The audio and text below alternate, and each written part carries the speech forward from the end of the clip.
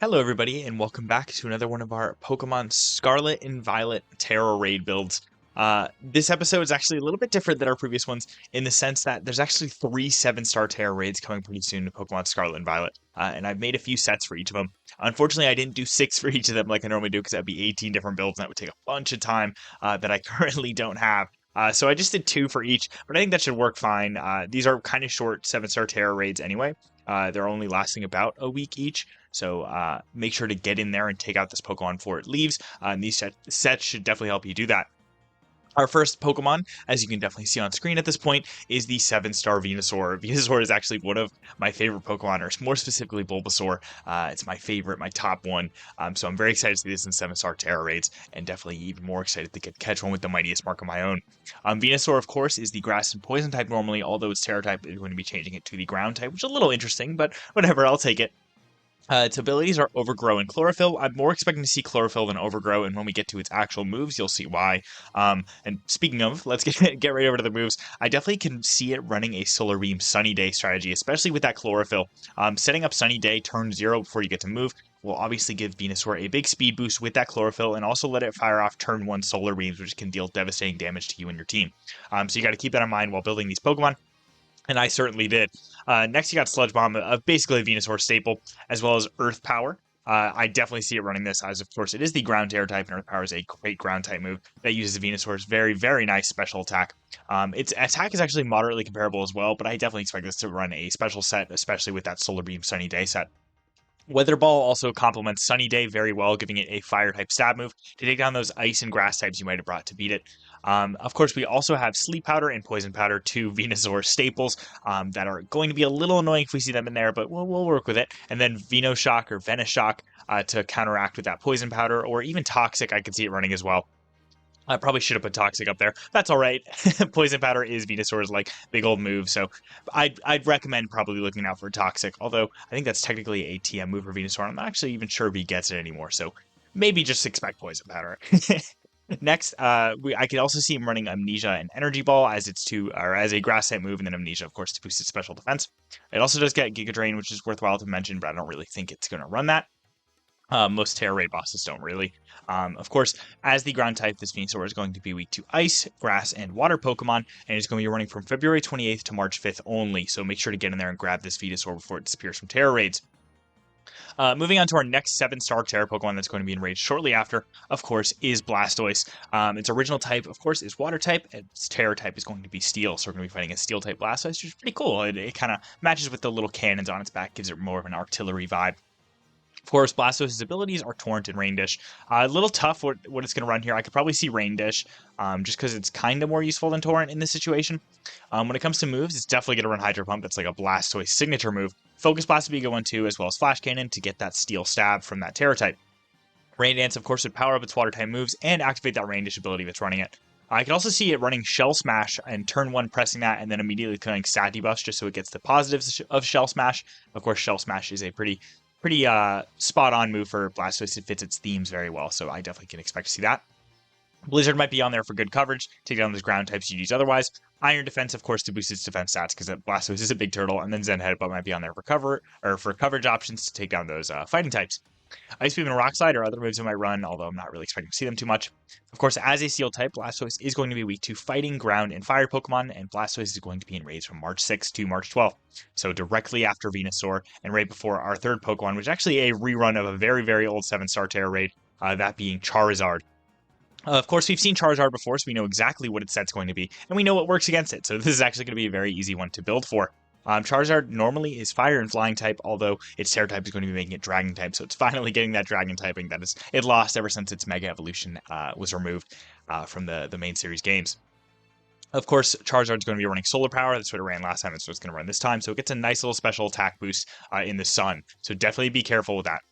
Charizard is definitely going to be running Dragon Pulse, Fire Blast, Hurricane, Focus Blast, Overheat, Tera Blast, Sunny Day, and Inferno. A lot of fire moves on there, obviously, and of course a few Dragon type moves with that Dragon Pulse and that Dragon type Tera Blast. Sunny Day, of course, giving it that Solar Power boost as well as boosting its Fire Blast, Overheat, and Inferno, so it can deal a lot of damage. As a Dragon type, Charizard is going to be weak to Ice, Fairy, and Dragon Pokemon, so we kept that in mind while building these sets. And it's going to be from March 13th to March 17th. So closing off the rest of the Kanto Starters. Very, very nice. Looking forward to this. I unfortunately have already caught a Charizard. So this one isn't super important to me, but I'll definitely be hitting it just to get a little extra experience candy, as well as the Venusaur and Blastoise, which I'm very, very excited for. Now, let's get right over to our sets. Our first two Pokemon I built are for Venusaur, of course. First one right here being Corviknight. Corviknight being a Flying and Steel type Pokemon with the Tera type Flying. You're going to want to get the Shell Ball item. Let's get over to its moves and such. When it comes to moves, Drill Peck is its main damage dealing move, especially once it reaches that Tera Flying point. That's how you're going to be dealing a lot of damage. Metal Claw is actually the move I throw on here as your way of building up to Tera. Metal Claw has a small chance to boost your attack stat, and even though it's, small chance, it's a good idea to, press every now and then, charge your Tera, maybe get that nice little attack boost. It's also running Light Screen and Rain Dance. Light Screen, obviously, to counteract Venusaur's pretty powerful special attack stat, and maybe take some less damage from those Solar Beams, and maybe those Weather Balls if it's running it. It's also got Rain Dance to actually stop the weather.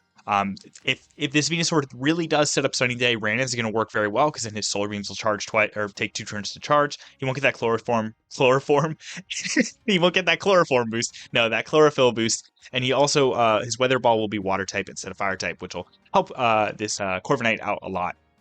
Its ability is going to be Mirror Armor. None of its abilities really help too much here, but Mirror Armor works all right, I guess. When it comes to EVs, you're going to want to max out HP and attack, and pour that last little bit into special defense so it can take a hit or two. When it comes to IVs, everything matters except special attack, and you're going to run an Adamant Nature on this Pokemon. Moving over to our next set, it's an Azumarill, but it's a bit different than the Azumarills you've seen run otherwise, like for that Charizard. Of course, Azumarill is a Water Fairy Pokemon. This one actually we're gonna be running Water type, and Water Tera type, and you're gonna want to give it the Shell Bell. When it comes to moves, Rain Dance, Liquidation, Light Screen, and of course, the Azumarill staple of Belly Drum.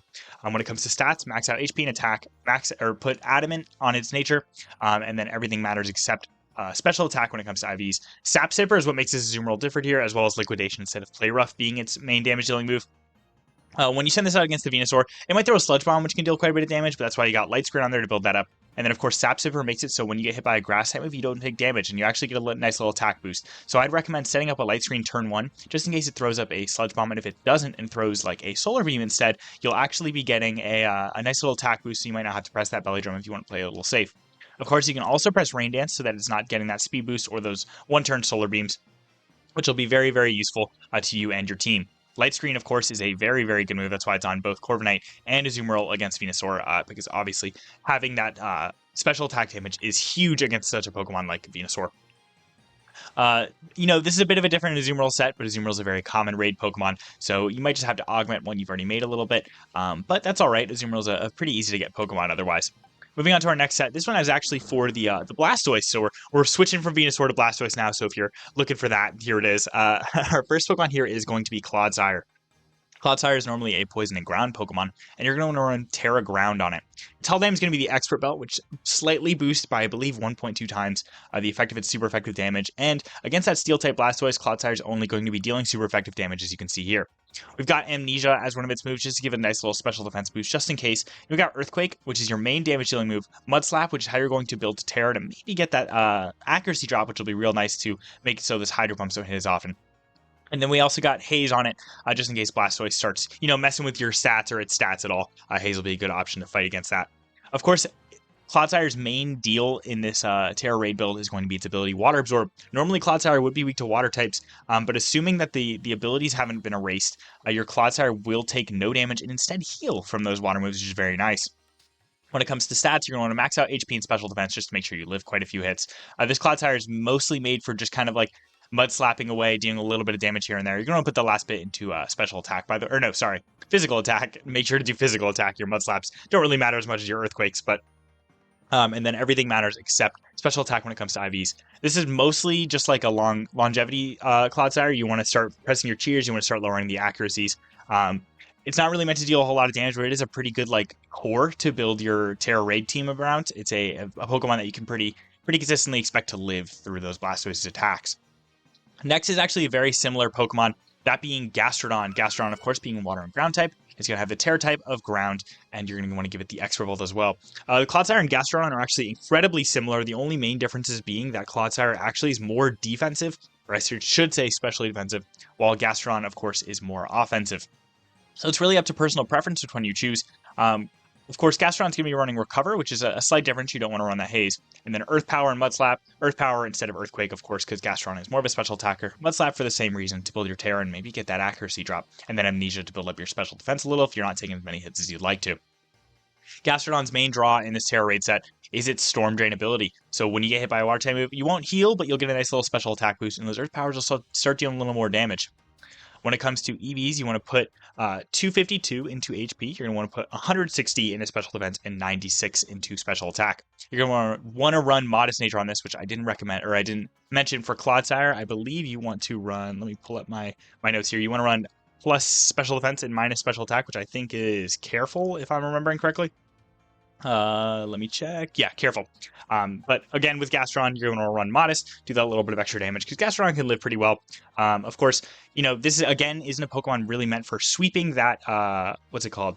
Blastoise. You're kind of going to be in the battle for a bit, but you should live. You shouldn't have too much trouble, like, staying alive, which is kind of what I built this Pokemon for, so definitely keep that in mind while building your sets.